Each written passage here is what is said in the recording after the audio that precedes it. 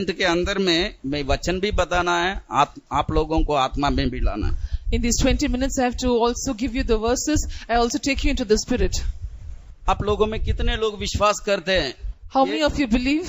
ये 20 मिनट के अंदर में बहुत बड़ा एक बेदारी होगी. Within this 20 minutes, a great revival is going to come. विश्वास करने वाले लोग ऐसा दूसरों को देखे नहीं, मेरे अंदर विश्वास है, प्रभु कर सकता है. एक जोर से एक हालेलुया बोलिए.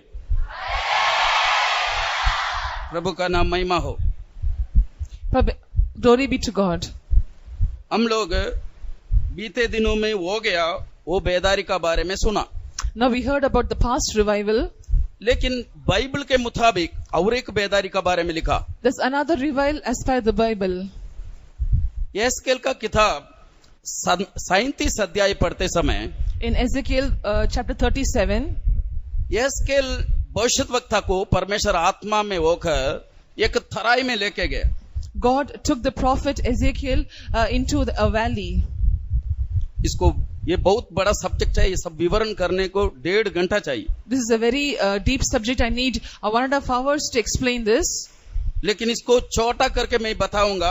आप लोग ध्यान देने से आपको ये समझ में आएगा. I'll say it in brief. If you will listen, then you'll be able to understand it. आप लोग 37 अध्याय का पहला 5 वचन पढ़ते समय When we read the first 5 verses of chapter 37, ये थराई में ले जाने के बाद में after going into this valley, यहेजकेल से पूछता, he asks Ezekiel, ये हड्डी जिएगा क्या? will these bones live? पढ़िए वचन. Read the verse. कोई पढ़ के मदद कर लीजिए. यहेजकेल का किताब 37 का 1 से माइक में पढ़ना चाहिए, 1 से लेके 5 तक. Ezekiel 37 verses 1 to 5.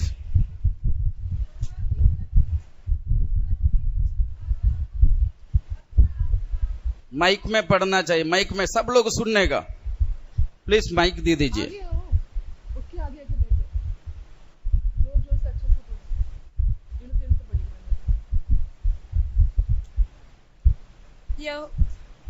यहोवा की शक्ति मुझ पर हुई और वह मुझ में अपना आत्मा समवा कर बाहर ले गया और मुझे तराई के बीच में खड़ा कर दिया. वह तराई हड्डियों से भरी हुई थी. तब उसने मुझे उनके चारों ओर घुमाया और तराई की तरह पर बहुत सी हड्डियां थी और वे बहुत सूखी थी. तब उसने मुझसे पूछा, हे मनुष्य के संतान, क्या ये हड्डियां सी जो सकती है? मैंने कहा, हे परमेश्वर यहोवा, तू ही जानता है. तब उसने मुझसे कहा, इन हड्डियों से भविष्यवाणी करके कहे, हे सूखी हड्डियों, यहोवा का वचन सुनो. परमेश्वर यहोवा तुम हड्डियों से यो कहता है, देखो मैं आग तुम में साहस समाऊंगा और तुम जी उठेगी. प्रभु का नाम महिमा हो. Glory be to God's name. यहाँ पर हड्डियों का बड़ा एक थराई है. Here we see a valley full of bones. यहेजकेल का समय में इस्राएलियों का दशा को परमेश्वर ये दिखाया. God showed Ezekiel the state of the Israelites during his time. हर पुराना नियम नया नियम के लिए एक छाया है. Every Old Testament, every chapter of the Old Testament is a shadow for the New Testament. तब यहाँ पर हम लोग इसी को आत्मिक रीति से आज का कलीसिया के साथ तुलना करेंगे. Here we are going to see in a spiritual way, comparing it with the spiritual state of the church. 37 अध्याय का 11 वचन पढ़ते समय When we read verse 11 of 37 chapter, उन्होंने देखा ये सूखी हड्डी क्या है करके उधर लिखा. they saw what these dry bones were. It is written there. 11 वचन पढ़िए. Verse 11.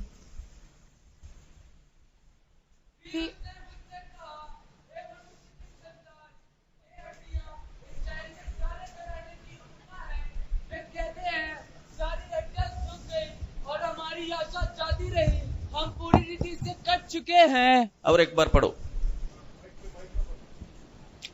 फिर उसे आवाज Praise. शैतान को मालूम है Praise the Lord. बेदारी है. Satan knows there is a revival at the end. Praise the Lord. इसलिए रोक के Therefore he puts hindrances. रुकावट कर रहा है. Praise the He Lord. is putting obstacles. और एक हालेलुया बोलिए तो. Shout in hallelujah. बिना गाना का आत्मा उतरेगा आज. Without a song, today the Spirit will descend. बिना गाना का आखिर में आत्मा उतरेगी। Towards the end, without singing a song, the Spirit will descend. विश्वास करने वाले लोग महिमा को देखेगा। Those who believe will see the glory of God. पढ़िए पढ़िए। Read.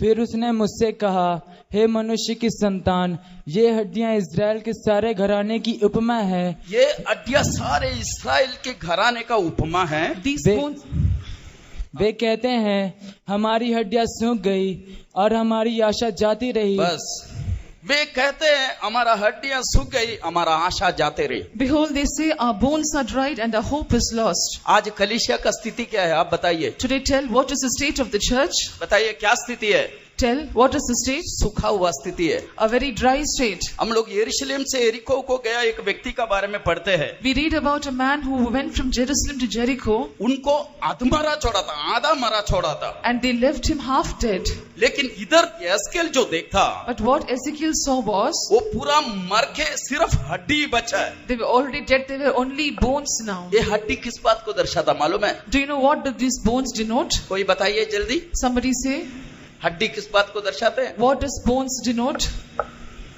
उपदेश को दर्शाता है। It shows the doctrine. आदम का एक हड्डी को लेके हव्वा को बनाया। God took a bone of Adam and made Eve. यीशु का उपदेश में कलीसिया खड़ा है। The church is standing upon the doctrine of Jesus. सिर्फ अभी उपदेश बचा है, बाकी कुछ बचा नहीं, Now only the doctrine is left, everything else is gone. है ना। जिंदगी सब खत्म हो चुका। The whole life is spent. अच्छे अच्छे विश्वासी का बच्चों का जिंदगी देखिए, Look at the lives of the children of good believers. दोनों साइड बाल निकाल के मुर्गा जैसा बनाया हुआ, The hairstyle is very pathetic. है ना। उपदेश है, Doctrine is there. मन फिराव का उपदेश है, Doctrine of repentance. बपतिस्मा का उपदेश है, Doctrine of baptism. पवित्र आत्मा का उपदेश है, Doctrine of Holy Spirit. अलगावन जिंदगी का उपदेश है, Doctrine of life of separation. विश्वास जिंदगी का उपदेश है, Doctrine of faith life. पवित्र जिंदगी का उपदेश है, Doctrine of holy life. परमेश्वर के आगमन का उपदेश है। Doctrine of the coming of Lord. लेकिन क्या हो But गया? what has happened? हड्डी बचा, बाकी सब खत्म। Only the bone is left, everything else is finished. लेकिन परमेश्वर यहेजकेल से पूछता, But क्या God, ये हड्डी जी सकता है क्या? but God is asking Ezekiel, can these bones live? प्रिय परमेश्वर के बच्चे, आप बोलिए, Dear ऐसा रहने वाला कलीसिया जी सकेगा क्या? Dear child of God, you tell us, can such a state live? यहेजकेल क्या बोलता मालूम है? Do you know what Ezekiel says? मुझे मालूम नहीं है, I don't know. है ना। आशा, यहेजकेल भविष्यद्वक्ता के अंदर भी आशा नहीं, There ये was- हड्डी जिएगा। There was no hope in the prophet Ezekiel that these bones can live. लेकिन जब बेदारी उठे आएगी, But when the revival will come, जब भविष्यवाणी शुरू हो जाएगी, when prophecy will begin, सबसे पहले क्या हुआ मालूम है? do you know first of all what happened? एक भूकंप आया। An earthquake came. क्या हुआ? What happened? ये हड्डी जुड़ने के लिए एक भूकंप का जरूरी है, For these bones to join together, an earthquake is necessary. एक झटका का जरूरी है। A shaking is necessary. प्रभु का नाम महिमा हो। Glory be to God's name. तब आप लोग 37 अध्याय का 7 वचन और 8 वचन पढ़ते समय When we read verses 7 and 8 of chapter 37, पढ़िए। इस आज्ञा के अनुसार मैं भविष्यवाणी करने लगा, और मैं भविष्यवाणी कर ही रहा था कि एक आहट आई और भूडौल हुआ, और वे हड्डियां इकट्ठी होकर हड्डी से हड्डी जुड़ गई। मैं देखता रहा कि उनमें नसें उत्पन्न हुई और मांस चढ़ा, और वे ऊपर चमड़े से ढप गई, परंतु उनमें सांस कुछ न थी। हाँ, भविष्यवाणी के बाद उन्होंने देखा after the prophecy, एक भूकंप आया। after the prophecy, they saw that an earthquake happened. आज एक भूकंप होने वाला है। Today, an earthquake is going to happen. ये भूकंप में क्या हुआ? What happened in this earthquake? ये भूकंप किसको दर्शाता? What does this earthquake show? नया नियम में 2 जगह में भूकंप महसूस हुआ। In the New Testament, we see in 2 places there was an earthquake. शारीरिक रीति में होने वाला भूकंप में इंसान मरता है, In a literal earthquake, man will die. लेकिन नया नियम में हुआ भूकंप में इंसान मरा नहीं, इंसान का बंधन खुल गया। But in the earthquake of the New Testament, the person did not die, but all his bands were loosed. पढ़िए वचन, Read that verse. प्रेरितों का किताब Acts 4 का 31 पढ़िए। 4:31. जल्दी जल्दी पढ़िएगा। Read quickly. जब वे प्रार्थना कर चुके तो वह स्थान जहाँ वे इकट्ठे थे हिल गया और सब पवित्र आत्मा में परिपूर्ण हो गए और पवित्र और परमेश्वर का वचन हियाव से वे लोग सुनते रहे। प्रार्थना करते समय जगह हिल गया, And when they had prayed, the place was shaken. और एक जगह में हिला जगह। Another place we see an earthquake. जब जगह हिला वे लोग सब आत्मा में हो गए। When the place was shaken, they all were filled with the Holy Ghost. प्रेरितों का किताब 16 अध्याय In Acts 16 chapter, उसका 25 और 26 वचन पढ़ते समय verses 25 and 26 we see, वहां पर भी जगह हिल गया। even there we see there was a earthquake. पढ़िए वचन Read that verse. 16 का 25 और 26। 16, 25, 26. आधी रात के लगभग पौलुस और सिलास प्रार्थना करते हुए परमेश्वर के भजन गा रहे थे और कैदी उनकी सुन रहे थे। इतने में एकाएक भूकंप आया, यहाँ तक कि बंदी गृह की नींव हिल गई और तुरंत सब द्वार खुल गए और सबके बंधन खुल पड़े। प्रभु का नाम महिमा हो। Glory be to God's name. इधर भी भूकंप महसूस किया, Even here we see there was an लेकिन earthquake. उसमें दरवाजाएं खुल गई और बंधनें खुल गए। But in that the doors were opened and the bands were loosed. इधर भी प्रार्थना करते समय ये घटना हुआ। Even here this happened during the prayer. हमने स्टोरी में सुना, We heard in the story, लगातार 13 साल तक वो प्रार्थना करते रहे for 13 continuous years he was praying. और 4 साल रात 4 घंटा प्रार्थना। And all night for 4 hours he used to pray. तब रिवाइवल लाने को क्या जरूरी है? So what is necessary for a revival? प्रार्थना का जरूरी है, Prayer is essential. है ना? आज क्या कमी हो गया आप बताइए, Today what is there lacking? बोलिए। Tell. प्रेयर करने को समय नहीं, No time to pray. YouTube के लिए समय है, Time for YouTube is there. बाकी सारा काम के लिए समय है, There's time for all other works. प्रार्थना के लिए समय नहीं। But no time to pray. लेकिन परमेश्वर बंधन खोल देगा, But God will open the bands. परमेश्वर प्रार्थना का घर में लेके जाएगा हमें। God will take us to the house of prayer. जब पौलुस का बंधन खुल गया, When the bands of Paul was नहीं तो loosed, पत्रोस का बंधन खुल गया, when the bands of Peter was loosed, पत्रोस सीधा प्रार्थना का घर में पहुंचे। Peter straight away he went to the house of prayer. यहाँ पर हम पढ़ते समय Here we see जब भूकंप हुआ, when there was an earthquake, हड्डी हड्डी से जुड़ गया। the bones joined together. ये हड्डी उपदेश को दर्शाता। Bones denote the doctrine. हमारा जिंदगी में मरा हुआ उपदेश सब जी जाएगी। All the dead doctrine in our life will be revived. हमारे अंदर उपदेश है, We have a doctrine, लेकिन वो उपदेश आज काम नहीं कर रहा है। but the doctrine is not working today. 8वां वचन हम पढ़ते समय When we read verse 8, वो देखते ही नस चढ़ गया। as he beheld, the sinews came up. नस का काम क्या है? What is the work of the sinews? शरीर को जोड़ता है।